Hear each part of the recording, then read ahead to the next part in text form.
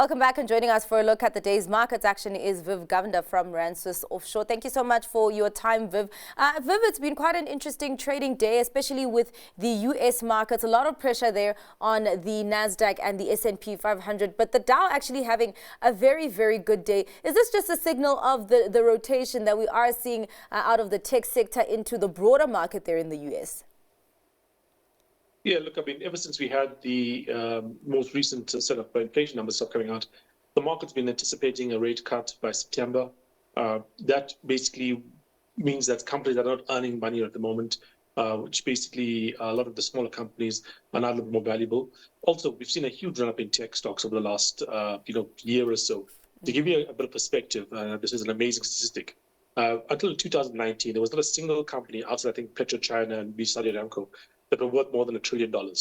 In the last year, Nvidia alone added $1 trillion to its market cap. Yeah, that's how strong and how big the boom in these tech companies have been in the last year.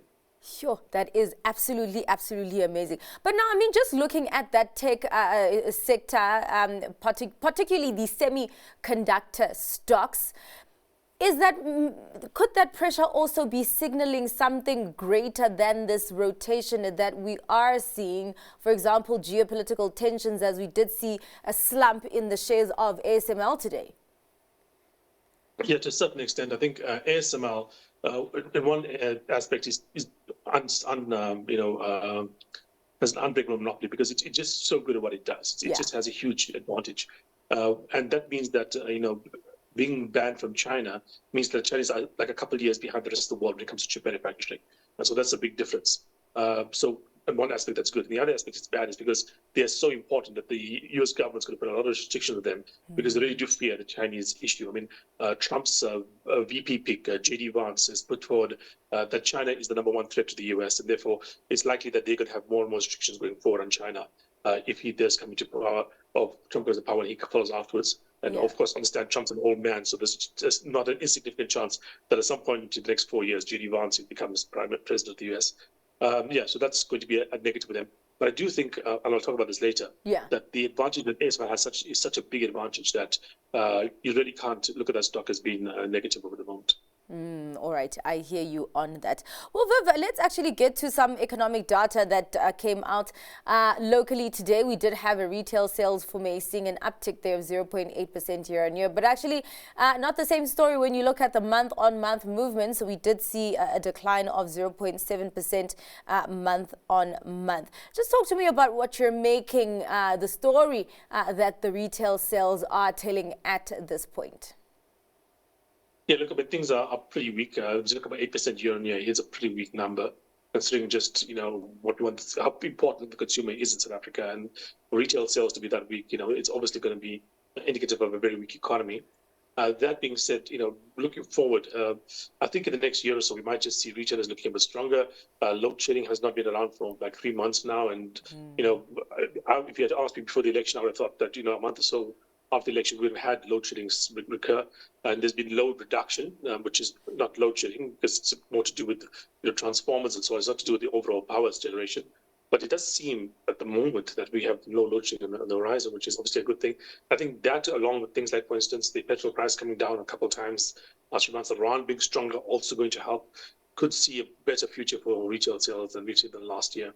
We'll talk about retail sales. Let's go into a retailer, Pick n Pay. I noticed that the share did nosedive more than 17% today. There was no announcement. Is there anything specific? Does it have anything to do with the rights offer? Yeah, look, I mean, Pick n Pay has been a very troubled company for a long time here. We've had a nice little run-up for basically since March, the last 3 months or so. And the share price until this fall has got almost 40% or 70% rather. Till the fall, and even after the fall, we're talking about a movement of 40% from mid-March till now. So it's not exactly like the stock is had a bad period for the last few months. But like you said, there's a rights offer. There's a lot of movement happening in the company. There's also potential in the company as well. At about 11 billion, 12 billion rands market capitalization, it's less than 1/10 the value of Shoprite. And there's so much more opportunity in terms of efficiency gains, etc., that Pick n Pay can do versus Shoprite.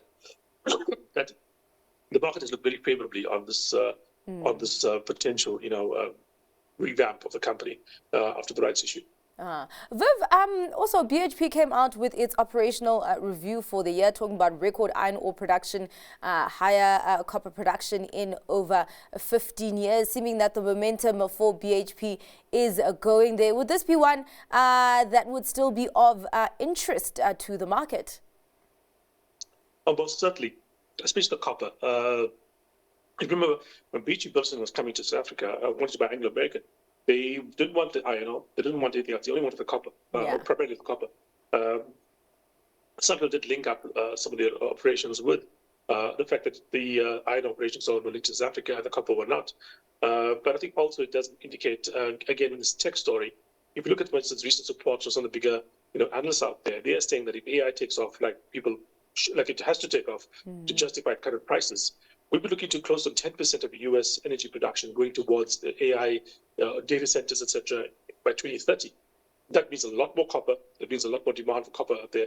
Also, electric vehicles, robotics will be a huge source of demand for copper as well. So if you do have this AI stuff taking off, as the market kind of is pricing in at the moment, I think copper will be hugely in demand going forward. All right. Well, something else that is in demand on your portfolio, Viv, your stock pick for today? It's ASML. ASML makes the machines that makes the chips. And, now we have threats about, Taiwan and China and so on. Understand if Taiwan does get invaded, you have to make the chips elsewhere in the world. And you may not get them at TSMC, but you'll get the machines still from ASML. And ASML basically is probably going to benefit from the greater tensions out there because countries know how important chip manufacturing is for their economies. It's almost like the new oil. And you want to make sure that you have some capacity locally. And that means buying those ASML machines. All right. Well, thank you so much for your time and for your insights on what is moving investors' money today, Viv. That was Viv Govender from Rand Swiss Offshore.